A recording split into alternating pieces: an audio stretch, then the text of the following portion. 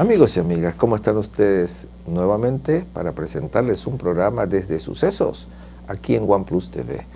Soy Roberto Briones Jiménez y hoy tenemos un programa dedicado precisamente a un tema que la educación ha dejado de lado, sobre todo en nuestro país. Los estudiantes aprenden de todo. Sin embargo, tal vez lo más importante, lo que causa más estrés financiero en la actualidad, es que los chicos no los preparamos para manejar sus finanzas, para administrar sus fondos, y para ello hemos invitado hoy a dos expertos. Ellos trabajan con la empresa Royal Capital Limited internacionalmente hablando, globalmente hablando, pero aquí en el Ecuador se llama Royal Capital International. El presidente es Fernando, que lo tengo aquí a mi lado, y Carlos, que nos acompaña, que es el director de cumplimiento. Fernando también trabaja como director de operaciones y los hemos invitado precisamente para que nos hablen del tema de educación financiera. Carlos, ¿cómo estás? ¿Cómo te está recibiendo Guayaquil? Un placer, Roberto. Gracias por tenernos por acá. En realidad ha sido una experiencia bastante grata. El país es súper bonito y con la gente que nos hemos relacionado, la verdad, nos han tratado súper bien. Muchas gracias por la invitación. Carlos Sendy Guevara está preparado para todos estos temas y nos visita, amigos, a Guayaquil, Ecuador, y Fernando también. Fernando es el presidente de Royal Capital International aquí en el Ecuador. Entonces, con Fernando, ¿cómo estás? ¿Cómo va ese tema de las operaciones? Encantado de estar por acá, Roberto. Definitivamente es un placer para nosotros haber recibido la invitación, no solo de Ecuador como tal, para abrirnos las puertas a Royal Capital, sino la bienvenida que nos han dado al país. Nosotros, operativamente hablando, tenemos desde 1998 de haber aperturado Royal Capital a nivel internacional. Ingresamos al mercado latinoamericano a partir del 2005, pero nuestra fortaleza en Ecuador parte del 2015. Entonces, desde el 2015 venimos trabajando con lo que es la población ecuatoriana. Hemos tenido una acogida bastante importante, una apertura de parte de los ecuatorianos bastante provechosa para lo que es el desarrollo de las inversiones alternativas, y el día de hoy, con la oportunidad que tenemos de facilitar un poco más de información para los ecuatorianos en cuanto a lo que es educación financiera. Educación financiera, Carlos, educación financiera que de plano nos permite asegurarnos que nuestros hijos puedan tener una vida más tranquila, porque el manejo de las finanzas resulta ser prioridad en una época donde el dinero es escaso, ¿no, Carlos? Sí, educación financiera. Definitivamente, un tema que siento que se ha dejado de lado debe fortalecerse, y siento que desde muy chicos. La educación financiera generalmente sea en universidades, colegios, pero pienso firmemente que debería incluirse desde las escuelas y preparatorias para irnos preparando a un mundo financiero que es muy agresivo. Si no te preparas desde pequeño, vas a quedar entre los porcentajes de población que no saben manejar su dinero, desorden financiero, estrés financiero, como lo mencionabas anteriormente. Entonces es definitivamente un área de mejora, no solamente en Ecuador, sino considero a nivel latinoamericano también. Sí, amigos y amigas, porque en la educación ecuatoriana, los que estamos dentro de ella por muchos años, sabemos que a veces se prepara a los chicos para un mundo que no existe. Un mundo en que hay que repetir temas de geografía, de historia o de biología, cuando realmente el mundo que vive es un mundo signado por las deudas, por los problemas, por las inversiones, pero también por enfermedades, pero también no los formamos como debería ser. Entonces este tema es prioridad. Llame a su amigo, llame a su amiga, a su comadre para que nos escuche, porque me parece que este tema es fundamental. Los chicos, por ejemplo, no saben manejar una tarjeta de crédito, Fernando. Efectivamente. Bueno, Roberto, para la muestra un botón, creo que según los estudios que hemos estado haciendo en nuestra estadía acá en Ecuador, con base en lo que es la población total, hablemos de los 16 a 18 millones de ecuatorianos, hemos ido encontrando una segmentación que logramos identificar en 4. El segmento que abarca el 70% de los ecuatorianos, que podríamos denominar que es el sector con pobreza, ¿correcto? Después de ahí yace la economía emergente, que abarca aproximadamente un 15% de la población. Desarrollamos ya lo que es un tema de economía estable, que es apenas el 9%, y podemos considerar que en Ecuador el sector millonario es apenas el 6% de la población. Entonces, ¿de dónde vienen estas cifras? Básicamente es justamente de la ignorancia financiera que desgraciadamente no solo en el Ecuador, sino que a nivel latinoamericano hemos tenido que experimentar a través de los años. Sí, correcto. Entonces tenemos jóvenes que no manejan una chequera, jóvenes que salen de la escuela, el papá les da en el colegio una tarjeta de crédito, una tarjeta de débito, pero que hacen mal uso de ella. No porque quieran, sino porque no saben. Entonces las escuelas han descuidado eso en toda Latinoamérica, parece, Carlos, ¿verdad? Claro, por supuesto. De hecho, mencionábamos anteriormente que cuando te dan una tarjeta de crédito, piensas que te dieron $1,500 para gastar. En realidad son $1,500 que no posees todavía. Entonces tienes que realizar un estudio entre lo que vas a gastar, cuánto te ingresa, en cuánto plazo, para ver si en realidad es un buen movimiento. Para mí el crédito es algo muy complicado. Prefiero gastar lo que tengo. Para eso hay una estructura que se le enseña a los niños, jóvenes, incluso adultos, con la cual se pueden defender de una mejor forma en este mundo, ¿verdad? Sí. Y es tan importante, amigos, quiero rescatar el momento histórico que vivimos. Después de la pandemia, aquí en el Ecuador, al menos en los hospitales, se percibe una enfermedad mucho más terrible, que son las consecuencias del estrés, en este caso, las deudas, ¿no? O el hecho de que la gente perdió su trabajo, y como perdió su trabajo por la pandemia, no tiene cómo llevar el pan a su casa. Entonces vienen los negocios informales. Y la informalidad, usted la puede observar desde México hasta el sur de la Patagonia, en los países latinoamericanos, mucha informalidad en las ciudades, ¿no? Efectivamente. Justamente, Roberto, dentro de los análisis que hemos podido llevar a cabo junto con mi colega Carlos, hay un estudio que demuestra que en Latinoamérica el nivel de analfabetismo financiero asciende al 75% aproximadamente. Entonces, concluimos en esto, en el hecho de que al menos lo que hemos analizado en el Ecuador es que el 62% de la población no tiene una cultura de ahorros. Entonces, al no tener una cultura de ahorros, nos apalancamos financieramente en lo que son los préstamos para llegar al final del mes.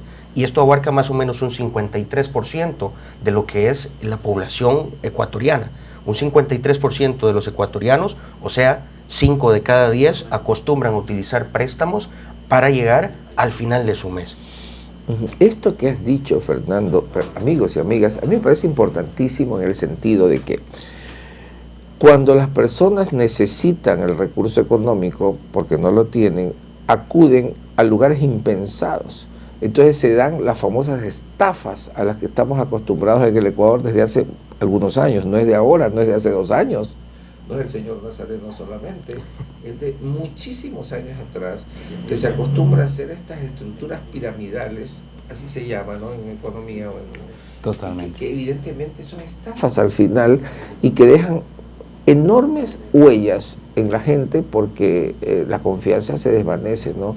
El ecuatoriano, el latino en sí, busca alternativas fáciles y no ahorra. Correcto, sí. De hecho, ese tema en específico es uno de los cuales queremos fortalecer muchísimo porque existen compañías allá afuera que hacen las cosas bien. Lo que tienes que aprender es realmente cómo identificar alertas, identificar cuáles son los puntos clave específicos para poder operar con una compañía. Entonces lo que haces es, se ve muy bueno, me atrae, le entro. Parece fácil. Correcto. Pero si lo ves desde un punto de vista más objetivo, ¿de dónde salen mis ganancias? Eso nunca lo preguntas. Me ofrecen un 20% semanal, lo tomo. Pero ahí es donde viene la estafa. ¿Qué hice para cuidar mi dinero? ¿Se lo doy a la persona que me sedujo mejor? ¿O realmente investigué con quién iba a trabajar? Ese es el gran problema. Cultura de ahorro, porque no es solamente, se comienza enseñándole al chico a ahorrar su dinero, pero luego se termina también ahorrando la palabra. Hay mucha gente que habla de más, entonces de plano también el ahorro, la cultura de ahorro te sirve para ser mejor persona, ¿no? Por supuesto, desde luego que sí. Aportándole un poco a lo que mencionaba Carlos en este caso, de lo que se convierte atractivo para cualquier ser humano a la hora de que buscamos la famosa libertad financiera. Se vuelve atractivo ante los ojos de cualquier ser humano el principio básico de que todos queremos ganar más dinero, ¿cierto? Entonces, dejamos por fuera o pasamos a segundo plano el hecho principal de identificar correctamente qué es lo que tengo de frente. Cuáles son los respaldos de la compañía donde estoy colocando no solo mi dinero, sino mi confianza. Y adicionalmente, también el hecho principal de que no todo lo que brilla es oro. Entonces, ¿qué pasa? A nivel socioeconómico, estamos ante una crisis, o más bien una pandemia, de compañías que se están dedicando a estas figuras o estructuras tipo Ponzi, que es directamente el nombre que se le adecua a nivel financiero, en el cual no hay un esquema real de inversión, no existe un fondo del que provengan rendimientos reales para estas inversiones, sino que simple y llanamente es que el dinero que Roberto colocó en la compañía es con el mismo que le van a pagar a Fernando, y el dinero que Fernando invirtió en la compañía es el mismo con el que le van a pagar a Carlos. Y siempre habrá gente que se va quedando en la cola, ¿no? Y que va perdiendo. Los últimos que van entrando. Es un efecto embudo, le llamo yo. No sé si la palabra será reconocida acá en el Ecuador, pero lo que va generando es un embotellamiento transaccional, en el cual llega un punto donde dejan de venir inversiones frescas, y ahí es donde colapsa el sistema de la pirámide. Y hay otra cosa importante, amigos, es que cuando nos ponemos a ver la lista de aquellos que, entre comillas, invirtieron, nos damos cuenta que hay personajes en todos los estratos sociales y en todos los... Hay esta gente uniformada, hay muchísima gente uniformada que invierte sus ahorros ahí, ¿no? Entonces como que la sociedad colapsa en el sentido de ver que no hay confianza en las instituciones. Porque si esa persona en la que yo confío, porque es una autoridad, también tiene la misma conducta de confiar sus ahorros a gente inescrupulosa, gente que no tiene respaldo, entonces la sociedad no tiene en quién confiar. Ahí viene otro problema. Es terrible. Claro que sí. En realidad, desde mi punto de vista profesional, existe una forma de, como un checklist. Tiene esto, tiene eso, falta ya me pierdes, ¿sí? Entonces, si logramos fortalecer el conocimiento financiero, hay inversiones reales que pueden ser realmente beneficiosas para mí, para mi familia, pero sí tienes que tomarte el tiempo para revisarte. Sí, bueno, si los malos hacen lo que quieren, los buenos perdemos, ¿no? Entonces tenemos que hacer también este tipo de programas con personas autorizadas, de manera que la sociedad tenga una luz al final del túnel, porque lo que vemos en las noticias en redes es que estafan a uno, estafan a otro, y aparece una empresa y otra más, y piramidizan los capitales. Lo cierto es, y en las escuelas los chicos no los estamos preparando para esto. Royal Capital International en el Ecuador tiene esa misión, es su trabajo principal actualmente, me corrigen Fernando y Carlos, es precisamente ayudar a la capacitación del ecuatoriano común desde niños y del latino común, del latinoamericano común, de manera que podamos tener opciones de pensar mejor en qué invertimos, cómo invertimos y a quién le damos nuestros recursos, ¿verdad? ¿Y Fernando? Por supuesto, desde luego.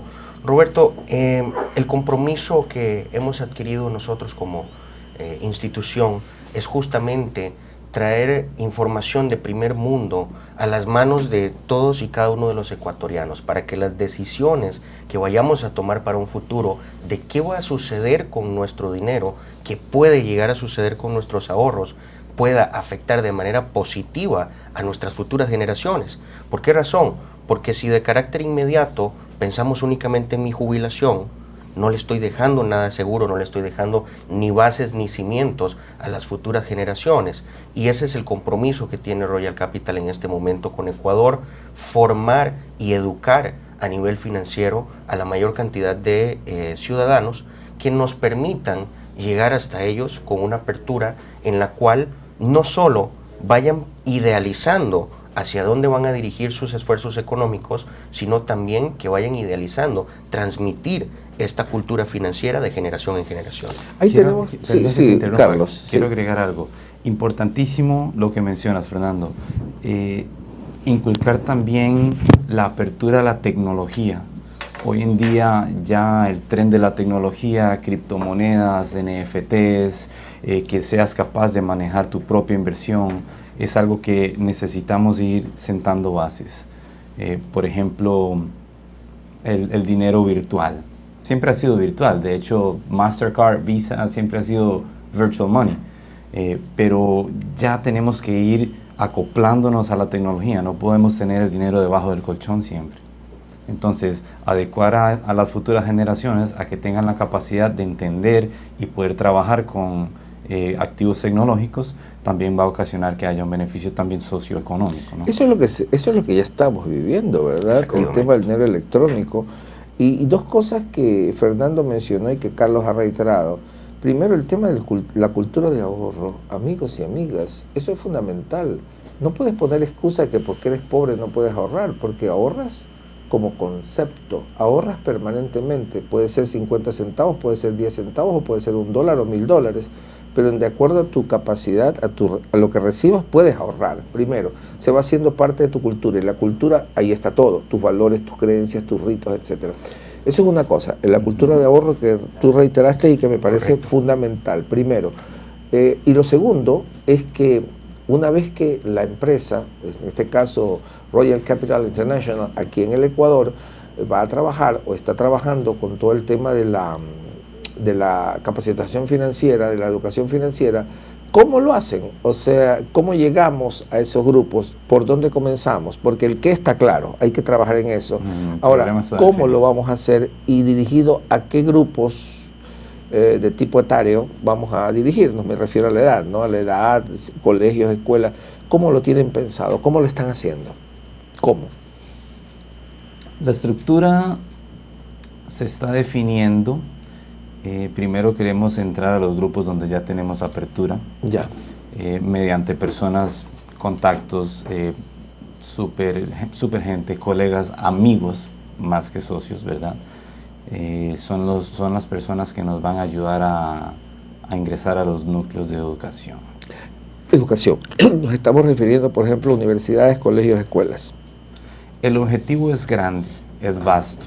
Vamos a empezar paso a paso con lo que tenemos ya estructurado, pero el objetivo es llegar hasta la última persona. Hasta la última persona, sí. Correcto, muy bien. Entonces, el cómo implica llegar a esas personas que somos todos en realidad, porque todos manejamos recursos financieros, ¿no? Desde el que tiene un negocio formal hasta el que tiene un negocio informal, obviamente manejamos. Y en el tema de la cultura es ir incentivando para que permanezca por siempre la costumbre de buscar información financiera para proteger nuestros ahorros. Siento que, y ahora que mencionaban esto, el poder del ahorro no es la cifra, es el hábito. 25 centavos cada vez que recibes algo. Entonces, si vas fortaleciendo ese hábito, en un momento tus hijos te van a ver y se va a ir segregando el conocimiento del ahorro. Muy bien traído lo que acaba de decir Carlos. No estamos hablando solo de un suceso, estamos hablando de un proceso que generan hábitos en la cultura y que evidentemente son positivos, pues. ¿Quién puede decir que ahorrar es negativo? No se puede decir eso, es positivo desde todo punto de vista, ¿no? Sí. ¿Sí? Por supuesto. Dicho sea de paso, Roberto, y aportando un poco a tu pregunta, la intención que nosotros tenemos de comenzar con estas capacitaciones a nivel de Ecuador justamente es ir llegando a instituciones como tal. Hemos venido creando alianzas estratégicas gracias a la ingeniera Miriam Aveiga, que nos ha abierto puertas justamente en lo que es el círculo militar principalmente, que ahí tenemos un nicho bastante amplio. ¿Por qué razón? Porque tenemos una población bastante numerosa en el ámbito militar, del cual tenemos las facilidades para poder ir haciendo planes de ahorro. Y planes de ahorro no solo en el concepto de ahorrar para después despilfarrar, sino de ahorrar para asegurarnos un mejor porvenir, de ahorrar para tener una jubilación próspera y en la cual tengamos un aprendizaje financiero donde tengamos un mastermind.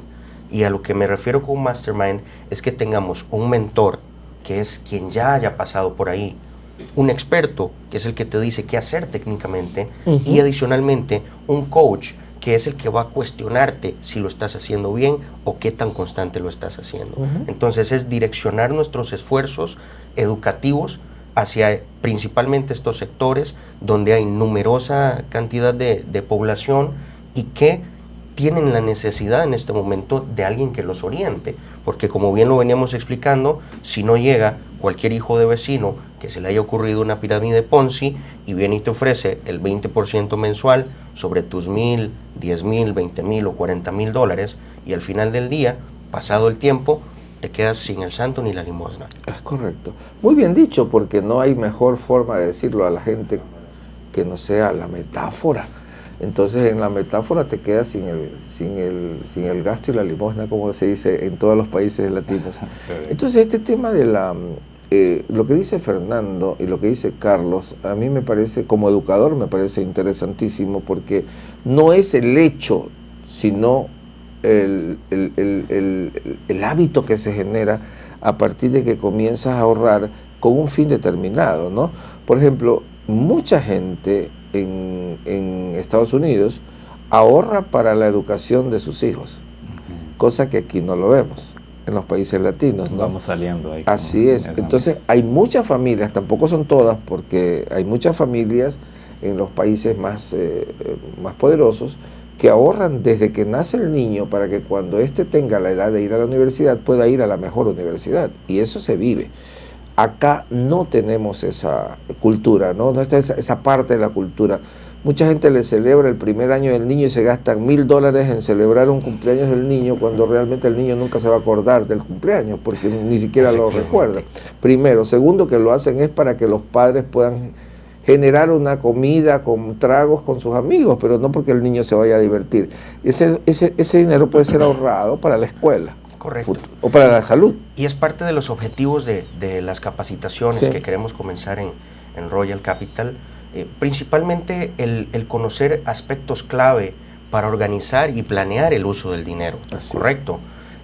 Con base en esto, aprender a hacer un plan financiero personal para alcanzar nuestros sueños. Y con base en esto también identificar los beneficios de lo que es el crédito, el ahorro y las inversiones, que son puntos clave para poder orientar a cualquier individuo a hacer crecer sus finanzas. Maravilloso, porque de plano muchas de las parejas jóvenes que se están casando deberían tener esta orientación, ¿no les parece? Desde luego. Claro, planificar su futuro, porque van a venir los niños y necesitan atención médica y todo lo demás. Me parece fantástico, porque es hora de poner el dedo en la llaga, y la llaga es la necesidad que tenemos de no estresarnos financieramente, Carlos. Es casi quitarse como una venda de los ojos. Sí, ¿verdad? Sí. Siento que parte de la debilidad es vivir el día a día, el corto plazo. Lo que venga el mes siguiente, no sé, ahí veré. Ese es uno de los grandes problemas. Entonces, pensar a largo plazo, planificarte, disfrutar el momento, claro que sí, pero a largo plazo. ¿Qué va a pasar cuando ya no tenga un ingreso? Sí. Bueno, amigos y amigas, han escuchado en este programa ideas realmente refrescantes, renovadoras, positivísimas, que tenemos que poner en ejecución. Esta empresa, Royal Capital International en el Ecuador, nos ha traído este recuerdo de la necesidad del ahorro, la necesidad del manejo financiero, la necesidad de la educación financiera. Están comenzando con espacios, con gremios o tal vez con instituciones que se han visto afectadas en los últimos años por la famosa piramidación, ¿no? Correcto. Entonces, quiero agradecerles a ustedes enormemente, Carlos y Fernando. Carlos es el gerente de cumplimiento y Fernando es el gerente de operaciones, además el presidente de Royal Capital International, por estar aquí en nuestro programa y por traernos este tema apasionante e interesante. No, a ustedes las gracias por la invitación, Roberto. De verdad que para nosotros es más que placentero tener un espacio en vivo para nuestro público en el cual podamos comenzar a sembrar la semilla del conocimiento, de ir buscando orientar y educar a nuestra población para que ojalá en un futuro podamos tener un ecosistema en una economía sostenible. Muchas gracias. Gracias, Carlos, por estar aquí. Totalmente. Amigos y amigas, despedimos nuestro programa Sucesos en OnePlus TV con esta interesante entrevista que seguros habrá sido de utilidad. Coméntela y pásela a través de redes con sus amigos y amigas. Está muy interesante. Gracias, amigos y amigas.